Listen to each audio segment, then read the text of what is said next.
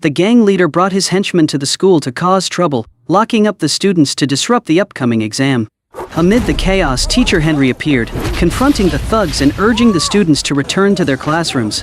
He pushed back the troublemakers, but the gang leader suddenly emerged. Upon seeing him, Henry recognized the man as the boy who had played the piano at the graduation ceremony years ago, now back for revenge. Unable to defeat Henry, the leader pulled out a weapon to attack, but was quickly subdued by Henry.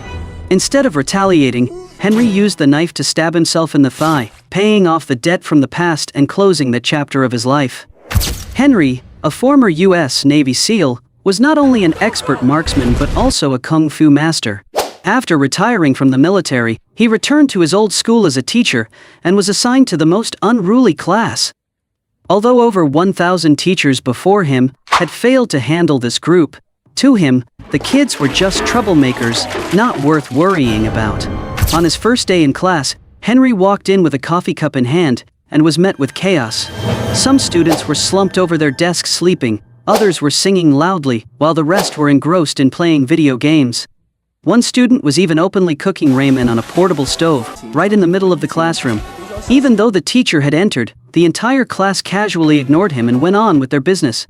Henry tried to grab their attention, but they all pretended not to notice. Eventually he gave up, walking around the room while observing and commenting on the strange things the students were doing. Noticing the group cooking ramen, he didn't forget to remind them to eat less of it, as it contained too much sodium. Henry walked over to Zufa, a boy who was engrossed in playing the ukulele, and gently adjusted a few notes for him. Similarly, he didn't forget to remind a student, who was glued to his game screen, about the risks of radiation from prolonged exposure. Gradually, the students started paying attention to Henry. Seizing the opportunity, he introduced himself and wrote his name and phone number on the board. The entire class immediately burst out laughing because his handwriting was so terrible.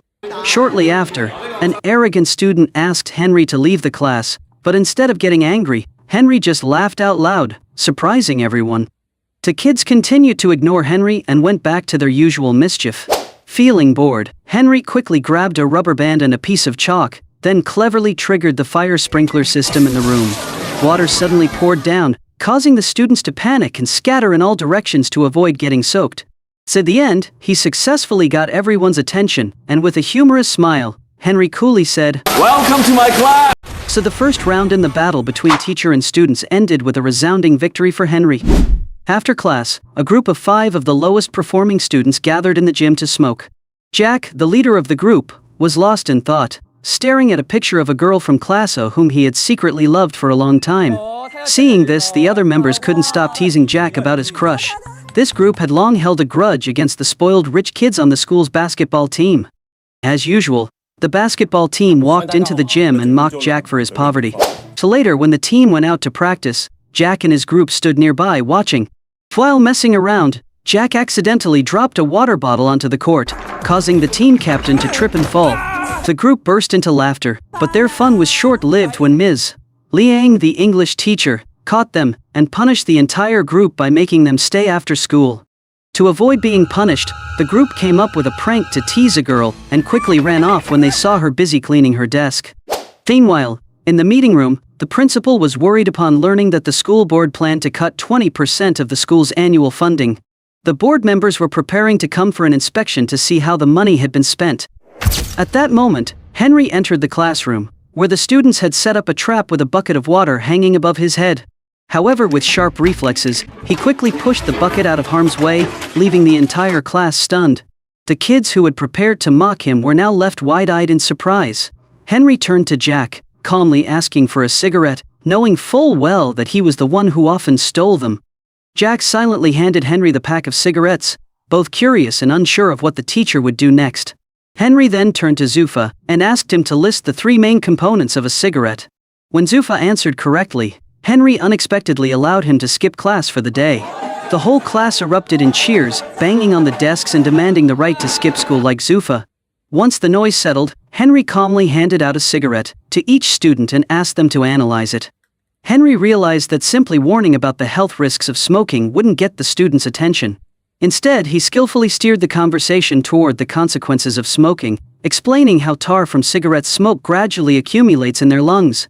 For the first time, the previously indifferent students began to pay attention and showed genuine interest in the lesson.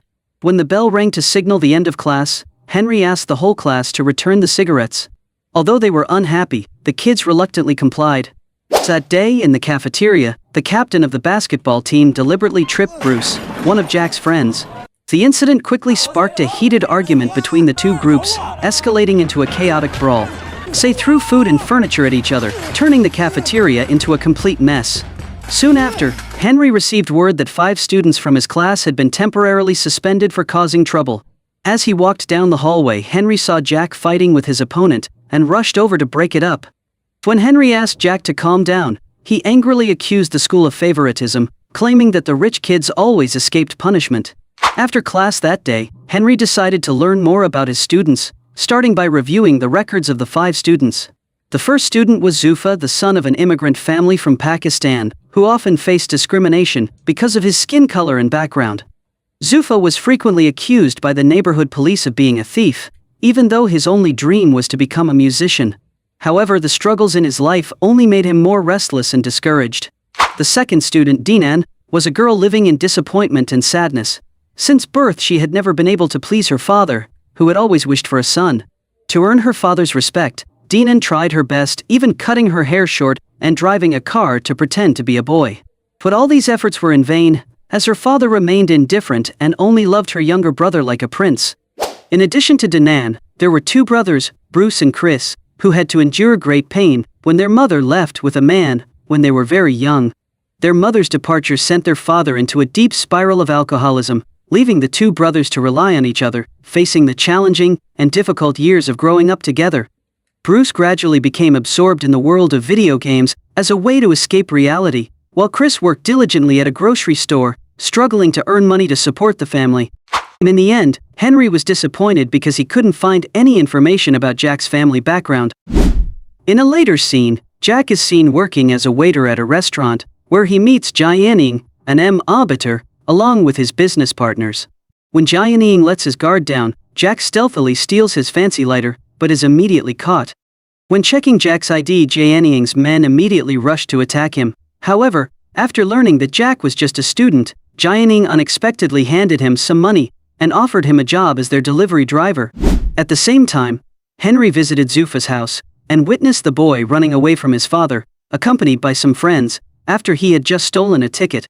Initially, Henry planned to help the boy, but after learning the reason Zufa was expelled, he decided to side with his father. Later, he and Zufa went to the bridge to find some relaxation. To encourage Zufa to pursue his dreams, Henry began to sing along with the street band performing nearby. Zufa eventually joined in, confidently singing in front of the crowd, the first time he dared to express himself after years of being bullied at school. Bruce and Chris's father, as usual, came home late and asked the 2 brothers to bring him a beer from the store. When they refused, he became furious, shouting and kicking them out of the house. The next day, Henry happened to run into him and convinced him to go to rehab for the sake of his son's well-being. At the same time, Dinan's father brought her a makeup bag and demanded that she behave like a real girl. Dinan felt angry with him because he always made her feel like she wasn't good enough. Determined to change, she did her brother's makeup and secretly took her father's car keys, preparing to leave home. Just as she was about to drive off, Henry unexpectedly appeared and stopped her, reminding her that driving without a license was illegal. He suggested an alternative: they could go together to a go-kart racing track. Henry invited Dinan's father to join the race, and immediately, both of them got caught up in the excitement of the competition. The race between father and daughter was incredibly intense, with neither willing to back down, and in the end, both were eliminated from the track. Suddenly, Dinan's go-kart was hit by another car, but she managed to avoid the collision just in time. Meanwhile, her father believed his daughter had crashed, and couldn't hold back his tears, mourning the loss he thought she had suffered. Dinan suddenly realized that her father truly loved her, and in that emotional moment, she didn't hesitate to hug him tightly. The next day, at school, Bruce, Chris, and a group of their friends were taken to a rehabilitation center to interview a recovering alcoholic. They couldn't believe their eyes when they discovered that the person they had to interview was their own father. When the students asked him about the reasons he started drinking, the man sadly shared that it was his deep love for his wife, but she left him at the worst time in his life. The pain of that loss led him to turn to alcohol, and he forgot that he still had 2 children who needed his care and attention. Although he didn't reveal his identity, he still sent his apologies to them. Overcome with emotion, the two brothers couldn't hold back their tears. Meanwhile, Jack started working for Ying, an MMA gambler. Ying promised to pay Jack a large sum of money if he could secretly slip drugs into a fighter's drink for the upcoming match. Jack reluctantly accepted Ying's offer, despite feeling conflicted. On the day of the match, Ying sponsored a fighter but bet on him losing. With a heavy heart, Jack secretly slipped drugs into the fighter's drink, only to be discovered and beaten before he could blame Ying. He was then locked in a locker. A moment later, Henry appeared and asked the fighters if they had seen his student. The men blocked his path and demanded that he leave, but from inside the locker, Jack screamed for help. Realizing Jack was locked up, Henry immediately attacked and quickly subdued them. As the fighters entered, the tension rose, but Henry skillfully dodged their punches. In the end, he took down the strongest fighter in the group, the one who was supposed to be in the ring, in just a few minutes. In the next scene, Henry is in the hospital receiving treatment for his injuries. Jack wants to reveal the truth about Ying but is forced to remain silent. The news quickly spreads on television, turning Henry into a hero after he defeated a professional fighter to protect his student. His popularity at school skyrockets, and the students begin to look at him with admiration. They even stood up and saluted when he entered the classroom, a complete turnaround from the indifference they once showed. A flashback takes us back to when Henry was a mischievous student, causing trouble by throwing a water balloon at a friend who was playing the piano passionately in front of parents during an event. This act led to a fight with the friend, resulting in him breaking his arm. As a consequence, Henry was suspended and sent to the United States, a decision that changed his life. From that day on, the students began paying more attention and studying more seriously in Henry's classes, preparing for the upcoming college entrance exams. Everyone made progress, except for Bruce, who had fallen into a drug addiction. While Chris avoided family troubles by immersing himself in video games, Bruce turned to drugs as a misguided escape. Due to his lack of focus, Bruce performed poorly on the practice test. Henry promised to help him through his struggles, but Bruce's condition worsened. The situation reached a breaking point when he jumped off his balcony and was rushed to the hospital in a coma. The incident quickly sparked public outrage, and the media distorted the truth, blaming the school and Henry for Bruce's tragic actions. Education board officials came to interview Henry and then decided to revoke his teaching license, pushing him into a worse predicament than ever before. As Henry packed his things and prepared to leave the school, the students ran after him, pleading with him to stay. There was a deep sense of sorrow in having to say goodbye, but they also realized that they needed to work harder to score well on the upcoming exams, as a way to make him proud. From then on, they doubled their efforts, determined to prove to the board that Henry deserved to be an outstanding teacher. On the day of the exam, Jack and the entire class unexpectedly received a message from Henry, inviting them to gather at school an hour before the test. When they arrived, they discovered it was a trap set by Ying to keep them in the school, preventing them from reaching the exam room on time. This plan was carried out as a way for Ying to teach Henry a lesson. Soon after, Henry appeared and quickly realized Ying's malicious plot. Henry rescued the students, and wasted no time jumping into a fight with Ying's henchmen, determined to protect the kids. Meanwhile, the students hurried to the exam room, while Henry confronted Ying directly. In the tense one-on-one battle, Ying unexpectedly revealed that he was the boy whom Henry had thrown a water balloon at when they were kids. It turned out that after the throw that caused his arm to break, Ying lost the chance to participate in an important music competition. From that painful event, he never touched the piano again and blamed Henry for ruining his dream. Henry tried to explain and soothe him, but Ying charged at him again. The two struggled fiercely to grab the knife. In the end, despite being overpowered, Henry remained determined not to kill Ying. Henry begged for forgiveness for his past mistakes and quietly left. The students arrived just in time for the exam and completed it on schedule. A few weeks later, the results were announced, and everyone scored high. Ying gradually returned to the piano, but realized he needed to practice a lot to regain his skill. Bruce recovered quickly, and promised to take the entrance exam the following year.